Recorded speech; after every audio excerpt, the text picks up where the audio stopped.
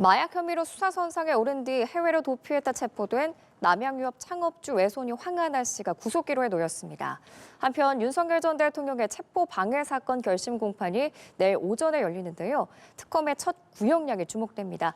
관련한 법적 쟁점들 허주한 변호사와 함께 짚어보겠습니다. 어서 오세요. 안녕하세요. 네, 또 오늘 이렇게 크리스마스에 변호사님과 함께하게 됐는데 늘 그렇듯이 다룰 주제들이 그렇게 밝지만은 않습니다. 먼저 마약 혐의로 캄보디아 도피 중이던 남양유업 창업주 외손녀 황하나 씨가 어제 경찰에 체포가 됐는데 변호인을 통해서 자진 출석 의사를 밝힌 걸로 알려졌어요. 어제 이뤄진 체포 과정 한번 짚어볼까요? 네, 일단 우리나라 경찰이 직접 캄보디아 현지로 가서 신병을 확보하는 과정을 거쳤습니다.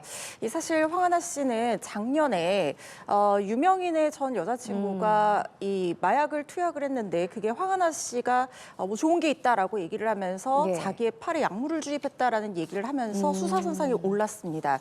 황하나 씨 같은 경우에는 이미 필로폰을 여러 차례 투약을 한 전력이 있고 실제로 실형을 살고 출소한 지 얼마 되지 않아서 또다시 이런 혐의에 휘말린 상황이었기 때문에 수사기관에서 바로 간이시약 검사까지 시행을 하고 필로폰 투약 및 제3자에 대한 제공 혐의로 조사를 진행할 예정이었는데 갑작스럽게 태국으로 출국을 해버립니다. 그리고 약 1년 동안 도피 생활을 했는데 그 과정 중에 불상의 방법으로 캄보디아에 미입국해서 캄보디아에 지낸다는 얘기까지 나왔고 호화 생활을 한다는 목격담까지 나오기도 했었습니다.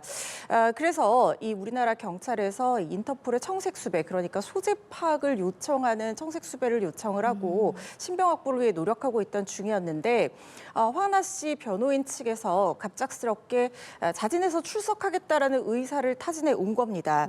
그런데 우리나라에 입국을 했을 때 공항에서 체포를 하는 방법도 있는데 굳이 이 캄보디아 현지까지 날아가서 이 우리나라 국적기 안에서 체포영장을 집행하게 된 이유는 신병 확보를 보다 확실하게 하기 위한 부분이 있는 것 같습니다. 사실 기국주의라고 해서요. 국제법상 원칙인데 국적 선박이나 국적 항공기는 그 나라 국적의 이 국가의 사법 주권이 배타적으로 관할권을 가진다라는 원칙이 있거든요. 그래서 우리나라 국적기에 타는 순간 우리나라 사법 기관에서 영장 같은 것들을 집행할 수 있도록 되어 있는데 통상적으로 이렇게 현지까지 날아가서 이 집행을 하는 이유는 혹시나 이 송환되어 오는 그 과정 중에 기내에서 자해를 한다라든가 아니면 마음이 바뀌어서 난동을 부린다든가 이럴 우려가 있을 수 있거든요. 그래서 보다 정확하게 신병을 확보하고 혹시나 있을지 모를 위험을 방지하기 위해서 수사기관에서 직접 날아가서 국적기 안에서 바로 영장을 집행하고 압송해 온 다음 지금 수사가 진행이 되고 있거든요. 근데 체포영장의 그 집행 시간이 48시간입니다. 그래서 아마 곧 구속영장 신청될 거라는 생각 듭니다. 알겠습니다. 그 짚어주신 것처럼 황하나 씨가 2023년 필로폰 투약 범죄가 알려진 후에 캄보디아로 미입국해서 호화로 생활을 하고 있다 이런 보도가 나오기도 했어요. 기억이 나는데 그러면 왜 갑자기 자진 출석을 결정하게 된 걸까요? 뭐 어떤 상황적인 변화, 본인에게 불리한 심경 변화 이런 게 있던 걸까요? 사실 해외로 도피하게 되면 그 도피 기간 동안에 범죄의 공소시효는 정지가 되거든요. 그러니까 영원히 자신의 몸을 숨기지 않는 이상 언제든지 우리나라에 들어오거나 이 수재가 파악이 된다라고 하면 처벌 대상이 될 수 있게 되는 겁니다. 가는 게 아니군요. 그렇습니다. 그래서 아마 장기간 해외 도피 생활을 한다는 것이 지금 이 황하나 씨 입장에서는 굉장히 어려운 상황에 처했다. 특히 여권 무효화가 됐기 때문에 불법 체류자 신분이었을 것이고 도피 자금 역시 계속해서 써야 되는 상황이기 때문에 이걸 계속 유지를 한다는 게 쉽지 않은 상황이 됐다는 생각이 듭니다. 특히 캄보디아 현재 상황이 좋지가 않습니다. 한인을 대상으로 하는 범죄도 늘어나서 치안이 불안정한 데다가 전쟁까지 발생한 상황이기 때문에 아마 이런 여러 가지 것들이 영향을 미쳐서 결국에는 자진해서 출석을 하자 이렇게 마음을 먹은 것이 아닌가 하는 생각이 듭니다. 아니 근데 캄보디아에서 무슨 성매매 알선에 가담했다는 의혹도 새롭게 제기가 됐네요. 이건 어떤 내용인가요? 아마 도피 자금을 마련하기 위해서 현지에서 또 다른 범죄를 저질렀을 가능성을 수사기관에서도 열어놓고 보고 있는 것 같은데 황하나 씨의 목격담이 계속해서 전해졌었거든요. 그래서 이 제보자들의 얘기에 따르면 황하나 씨가 우리나라에 있을 때도 뭐 인플루언서라든가 연예인들과의 인맥을 과시를 하고 함께 자리하는 사진 같은 것들을 SNS에 많이 많이 올리곤 했었는데 그 캄보디아 현지에서 인맥을 동원해서 유명 인플루언서를 현지로 데려온 다음에 성매매를 유도하고 알선했다 이런 얘기들을 하고 있는 상황이거든요. 아마 수사기관에서도 이런 성매매 알선 의혹들을 수사 대상에 올리고 구속해서 계속해서 수사를 하면서 이런 것들에 대해서 좀 집중적으로 추궁하지 않을까 하는 예상이 됩니다. 근데 이제 경찰이 구속영장 신청할 예정이고 또 해외 도피 과정에서 위법 행위도 수사할 방침이라고 밝혔는데 뭐 성매매 알선 혐의 외에도 또 다른 혐의가 있나 봐요? 여러 가지가 지금 예상되는 혐의들이 나오고 있는데요. 네. 일단 도피 자금 마련 등을 위해서 현지의 재력가들과 관계를 맺고 자금을 세탁하는 불법적으로 자금을 세탁하는 일에 연루가 됐다는 제보도 있습니다. 또한 마약을 단순히 이 소지하거나 투약하거나 제공한 행위를 넘어서서 영리 목적으로 이걸 유통하는 일에 가담했다 이런 의혹들도 나오고 있는 상황이거든요. 지금 황하나 씨가 투약 또는 제공한 것으로 여겨지는 마약은 필로폰이어서 예. 이게 굉장히 처벌 수위가 높은 약물입니다. 그만큼 중독성이 강하고 폐해가 심한 약물이기 때문에 이게 처벌 수위가 보통의 다른 마약류보다 2배 정도 높습니다. 그리고 그 위험한 약물을 상습적으로 영리적 목적으로 유통했다라고 하면 이 형량 자체가 사형 무기 10년 이상의 징역으로 굉장히 가중처벌되거든요. 네. 이게 좀 굉장히 좀 엄중하게 처벌돼야 되는 범죄의 의혹을 받고 있는 상황이기 때문에 수사기관에서도 이 사건 결코 가볍게 여기지 않고 이런 의혹들에 대해서 하나하나 캐묻고 실체관계를 규명하는 조사를 벌일 거다 이런 생각이 듭니다. 근데 궁금한 게 이게 엄중한 죄이긴 한데 물론 도피 중이기도 했지만 내가 자진 출석할게요 이렇게 의사를 밝힌 거잖아요. 이거는 뭐 감경을 위한 전략이다 이렇게 봐야 할까요? 일종의 선처를 구하는 요소는 될 수 있을 거라는 생각이 듭니다. 도피 중에 자신이 스스로 자진 출석해서 이 체포당해서 들어왔다. 내가 수사에 굉장히 협조적인 태도를 보인다. 이런 취지로 계속해서 아마 주장을 할 겁니다. 그렇지만 이게 자수와는 다르거든요. 자수라고 하는 것은 수사기관에 스스로 자기의 범죄 사실을 얘기를 하고 신고를 해서 처분을 구하는 행위입니다. 자발적으로 수사기관이 몰랐던 혹은 수사 대상에 올리지 않았던 것에 대해서 스스로 이 범죄를 얘기를 하는 것, 이걸 자수라고 하는 것이거든요. 물론 뭐 수사가 진행 중인 상황에서 스스로 자수를 하는 경우도 있긴 합니다만 그런데 이게 자백과는 다릅니다. 수사기관에서 조사를 하면서 이러이러한 어떤 범죄 혐의에 대해서 의혹을 잡고 물어보는 사항에 대해서 스스로 인정하는 것은 자수가 아니라 자백이거든요. 지금 상황 같은 경우에는 이미 수사기관에서 범죄 혐의를 잡고 간이 시약 검사까지 마친 상황에서 스스로 도피를 했다가 출석을 하는 것이기 때문에 이것은 자수라고 보기는 어렵고 자진 출석으로 선처를 구하는 정도가 되기 때문에 자수 감경에 해당되는 요소는 없다는 생각이 들고요. 다만 이 수사가 진행되는 과정에서 수사기관이 미처 인지하지 못했던 어떤 범죄 사실에 대해서 스스로 신고를 하고 뭔가 선처를 구한다라고 하면 이 부분에 대해서는 좀 더 큰 선처를 받을 가능성은 있습니다만은 수사에 협조하는 어떤 태도나 앞으로의 황하나 씨의 수사 태도 이런 것들은 지금으로서는 예상하기가 좀 어려운 부분이기 때문에 자진 출석 하나만 가지고 엄청난 감형이 된다라거나 필수적으로 감경될 가능성은 그렇게 높지는 않아 보입니다. 예, 알겠습니다. 이제 다음 주제로 넘어가 보겠습니다. 내일 윤석열 전 대통령에 대한 특검의 첫 구형이 나옵니다. 오전 10시 15분 체포영장 집행 방해 혐의 재판 결심 공판이 열리는 건데 이 특수 공무집행 방해죄의 경우 가중 요소도 있어서 뭐 최대 7년 징역형이 가능하다 이런 얘기가 나오더라고요. 이게 이 일반 단순 공무집행 방해 같은 네. 경우에는 법정형이 5년 이하의 징역으로 규정이 되어 있거든요. 그런데 특수가 붙으면 단체 또는 다중의 위력을 보이거나 위험한 물건을 휴대를 하고 공무집행 방해 범죄를 저질렀을 때 2분의 1까지 가중처벌될 수 있다고 규정이 되어 있습니다. 예. 그래서 단순 법정형만 본다고 하면 최대 7년 6개월의 실형 선고까지도 가능하다 이런 계산이 나올 수가 있는 것이죠. 그렇지만 우리가 또 양형 기준을 또 살펴봐야 되는 부분이 있는데요. 양형 기준 같은 경우에 이렇게 가중 요소가 있는 경우에는 1년에서 4년까지로 권고를 하고 있습니다. 그렇지만 재판부가 여기에 뭐 기속될 필요는 없는 데다가 지금 윤석열 전 대통령의 이번 첫 결심 공판이 이루어지는 이 혐의 같은 경우에는 단순 특수 공무집행 방해 혐의만 있는 것이 아니라 국민의원들의 심의 표결권을 침해했다는 혐의, 비하폰 기록을 삭제를 하고 허위 계엄 선포문을 사후에 작성하고 피게했다는 등의 혐의들도 관련이 되어서 이 부분 또한 가중 처벌이 될 수 있기 때문에 예. 제 생각에는 구형 정도를 예상을 해보자면 최소한 4년 이상, 5년에서 6년까지도 구형 가능한 상황이다라는 생각이 듭니다. 알겠습니다. 내일 이제 결심 공판이 특검의 구형, 그리고 변호인의 최후 변론, 그리고 피고인 윤 전 대통령의 최종 진술 순으로 진행이 되는데 최종 진술 내용은 내일 들어봐야 정확히 알겠지만은 이게 1심 재판에서 마지막 진술인 거잖아요. 어떤 메시지 내는 걸까요? 일각에서 뭐 혐의를 인정하거나 사과 메시지를 내지 않을까 이런 예상이 나오기도 하는 모양입니다만 그럴 가능성은 그렇게 높지 않다는 생각이 듭니다.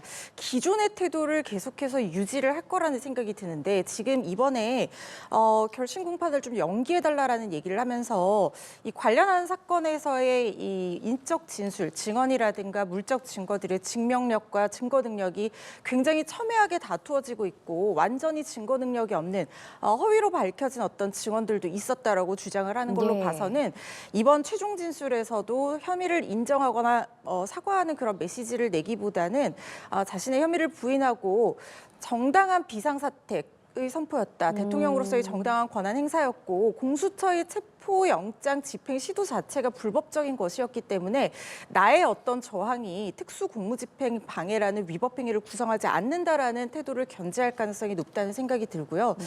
이게 정치적으로도 그럴 거라는 예상이 충분히 가능한 것이 얼마 전에 자신의 생일을 맞아서 옥중 메시지를 냈는데 그 옥중 메시지에서도 청년들에게 호소를 하면서 나의 비상사태 선포에 대한 어떤 당위성을 설명하는 내용들이 주를 이루었었거든요. 그러니까 법리적으로 만약에 자신이 불리한 위치에 처한다라고 한다 하더라도 정치적으로 회생할 가능성까지 염두에 두고 있을 가능성이 상당히 높다라는 생각이 들고 그렇기 때문에 여론을 결집하려는 시도를 하는 메시지를 여러 번 내고 있다라는 분석이 가능하기 때문에 최종 진술에서도 아마 자신의 지지자들에게 호소하고 자신이 비상계엄을 선포할 수밖에 없었던 당위성에 대해서 설명하는 내용이 주를 이루지 않을까 하는 예상이 됩니다. 이제 내일 변론이 종결되면 선고가 1월 16일에 나옵니다.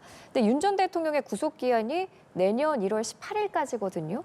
앞서 외환죄 등으로 추가 구속 신문을 받았고 오는 30일 이후 결론이 날 걸로 보이는데 그러면 윤 전 대통령의 석방 가능성은 아주 미미하다 이렇게 볼 수 있을까요?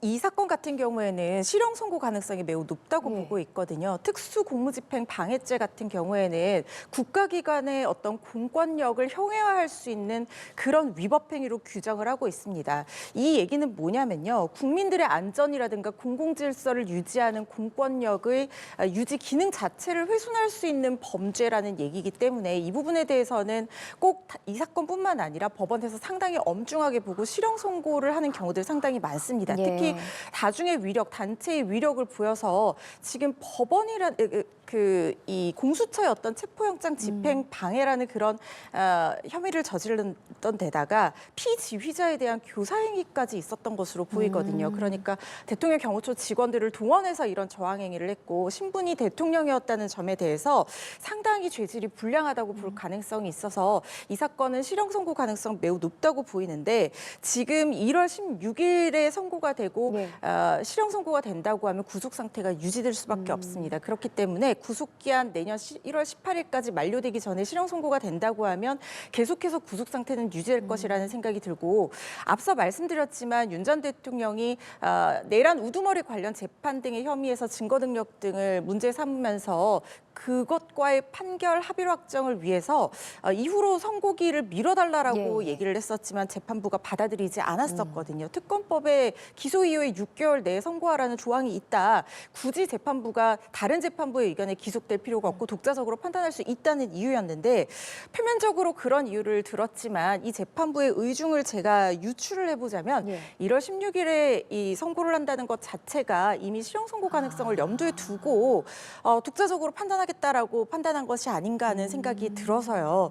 아마 실형 선고 가능성 높고 실형이 선고된다고 하면 구속 상태는 유지될 것으로 보입니다. 알겠습니다. 내일 윤 전 대통령에 대한 구형량 얼마 나올지 지켜보도록 하고요. 다음으로 넘어가겠습니다. 이 서울 서부지법 폭동 사태 가담해서 재판에 넘겨진 44명 중에 37명의 항소심이 열렸는데 1명은 항소를 포기했고 남은 36명은 대부분 실형을 선고받았죠. 그렇습니다. 지금 1심에서 44명에 대한 판단이 있었는데 36명이 항소심의 판단을 받게 됐습니다. 그런데 36명 중에 20명은 사실관계 자체는 인정은 했지만 5명이 그중에서도 법리 자체는 오해가 있다라고 봐서 사실상 무죄 주장을 했었고 예. 16명은 사실관계나 범행 자체도 인정하지 않고 무죄 주장을 해왔습니다. 그렇기 때문에 이 부분에 대해서는 어떤 양형에 참작할 유리할 만한 요소가 없다라고 판단을 한 것 같고 1심보다 2개월에서 4개월가량 형량이 낮아진 징역형이라고 하더라도 대부분 항소심에서 실형을 유지한 데다가 보통 보면은 3년 6개월, 2개월에서 6개월 정도까지의 최대 이 실형이 선고가 된 그런 상황입니다. 대부분 이렇게 실형이 선고가 됐다는 것은 특수공무집행 방해 혐의에 대해서 그만큼 법원에서 무겁게 판단을 한다. 이런 기조를 읽을 수가 있는 부분입니다. 특히 지금 법원에서 이들이 항변했던 굉장히 중요한 범행 동기 중에 하나가 자유민주주의와 법치주의를 소화하기 위해서 어쩔 수 없는 선택이었다. 이런 식으로 항변을 한 것인데 법원에서는 이 범행 동기 자체를 인정을 하지를 않았습니다. 그렇다 하더라도 이런 방식으로 자신의 의견을 표명하는 것 자체가 이미 국민의 자유와 질서를 보호하는 법원 기능 자체를 형해하고 반헌법적 행위였다라고 하면서 범행 동기가 오히려 비난할 만한 동기다라는 가중 요소로까지 판단하고 있는 상황이다라는 생각이 드는데요. 법원의 결정에 승복을 해야 되는 것은 당연하고 아무리 자유민주주의 사회라고 하더라도 의사표현의 방법은 법과 질서의 테두리 안에서 이루어져야 된다는 것을 다시 한번 천명하고 그 기존의 원칙을 공고해야 한 그런 판결이다라는 생각이 듭니다. 예, 알겠습니다. 이제 오늘 마지막 주제 짚어보겠습니다. 아동 성범죄자 조두순에게 검찰이 징역 2년을 추가로 구형을 했습니다. 학교 시간대 규정을 어기고 여러 차례 무단 외출했기 때문인데 저는 몰랐는데 조두순이 추가로 기소가 돼서 재판이 진행 중이었었나 봐요. 그렇습니다. 전자장치 부착법 위반 혐의로 재판이 진행 중인 예. 상황이었는데요. 그러니까 조두순이 외출 시간 제한을 받고 있습니다. 이 아이들의 등하교 시간대, 오전과 오후 일부 시간, 그리고 야간 밤 9시부터 새벽 6시까지는 안산에 예. 있는 자신의 주거지 밖으로 외출을 할 수가 없는데 이걸 4차례 정도 위반을 했습니다. 그래서 이 부분에 있어서 전자장치 부착법 위반 혐의로 재판이 진행 중이었고 지금 검찰 측에서는 징역 2년을 구형을 하고 그리고 이 인지 능력이 굉장히 저하된 상태이기 예. 때문에 재범의 위험성이 높다고 봐서 치료 감호 명령도 선고해달라 이렇게 구형을 한 상태입니다. 예, 근데 이 변호인은 조두순이 고령에다가 치매를 앓고 있다고 주장하면서 정상 생활에 어려움이 있는 점을 살펴봐달라고 요청을 했습니다. 무단 외출한 시간대가 바뀌었는데 이에 적응을 못했고 대부분 현관이나 계단에서 보호 관찰관 등에 의해서 제재가 됐다라고도 했는데 이 부분을 재판부가 어떻게 받아들일까요? 고령의 치매를 앓고 있다라는 사실은 오히려 조두순에게 지금 불리할 가능성이 높다는 그래요? 생각이 듭니다. 왜냐하면 검찰에서 단순히 징역형만 구형한 것이 아니라 치료의 필요성이 있다고 봐서 치료 감호 명령까지 구형을 한 상황이거든요. 그러니까 고령의 치매를 앓아서 인지 기능이 저하됐다고 하면 이것이 오히려 재범의 위험성으로 연결될 수 있는 상황이기 때문에 이 부분은 선처를 구하는 취지는 이해하나 그렇다고 하더라도 이게 참작 할 방향 자체는 좀 오히려 조두순에게 치료 감호 명령이 떨어짐으로써 사실상의 구속 상태를 유지하게 될 가능성이 높다라는 생각이 들고 예. 현관이나 계단에서 보호관찰관에게 제재가 됐다는 사정은 조두순이 야간 또는 이 등하교 시간에 외출 제한 시간대를 위반하려고 스스로 나가다가 너무 감시가 치밀하다 예. 보니까 이걸 제재를 당한 것이지 스스로 이걸 중지를 한 그러네요. 상황이 아니거든요. 물론 변호인 입장에서는 이것이 집 밖으로 볼 수 있느냐 이렇게 법리적인 주장을 할 수 있는 상황이라는 생각은 듭니다만 글쎄요, 재판부에서 어느 정도 이런 상황을 참작은 하겠습니다만 그렇다 하더라도 사실상의 어떤 구속 상태를 유지할 수 있는 쪽으로 형량이 선고될 가능성이 높다는 생각이 들고 특히 조두순 같은 경우에는 전자장치를 집안에서 파손을 한다든가 이미 2023년에 야간 외출 금지 규정 위반으로 한번 징역형을 살고 출소한 경험이 있기 때문에 이 부분에 대해서는 조두순에게 오히려 불리하게 작용할 전과까지 있는 상황이어서요. 실형 선고 가능성이 역시 매우 높다라는 생각 듭니다. 알겠습니다. 오늘 다양한 사건 다뤄봤습니다. 허주연 변호사 함께했습니다. 말씀 잘 들었습니다.